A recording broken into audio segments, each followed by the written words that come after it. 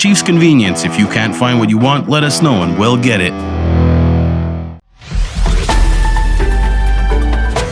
So we're here today at Dewa in the lobby doing an information kiosk, which is basically just an opportunity for people to come from outside and sit down or spend a few minutes talking to us and sharing their thoughts on what they think people in Kahnawake need to know more about on the history and the governance of the community. This was a great opportunity to collaborate and share data with regard to what the community is looking for, what the community wants, so that we could use it both for the governance project and for My Kahnawake.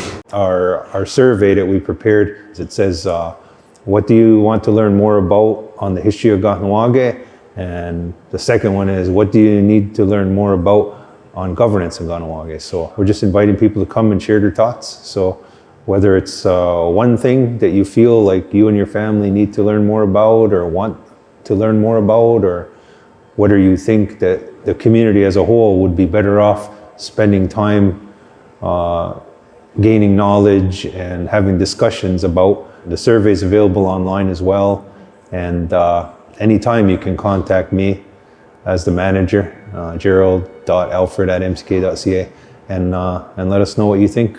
Most people are very interested in knowing about the origins of the community. So a lot of people want to know about the history of how Kahnawake was founded. How did it come to be? How did our government system get from what we understand to be the traditional Six Nations or Haudenosaunee system to where we are now? So what we learned through the community engagement process over the past 5 years with My Kahnawake was that the community doesn't feel safe to say what it is that they really feel. They don't feel like there's a safe place to do so. And they also, as a result, there's apathy in terms of participation in community engagement and so on. And when people are willing to speak up, we find that they're saying a lot of similar things. Everybody is saying basically the same thing from their own perspective.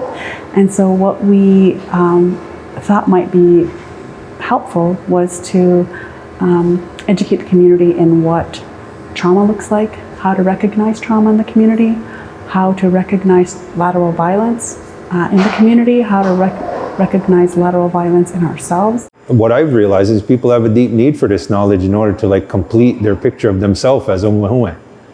And that's what we're hoping to help in giving information, giving people a safe space and a friendly, constructive space to have these kind of conversations and learn more about Kahnawake and also learn more about themselves as Umwahue.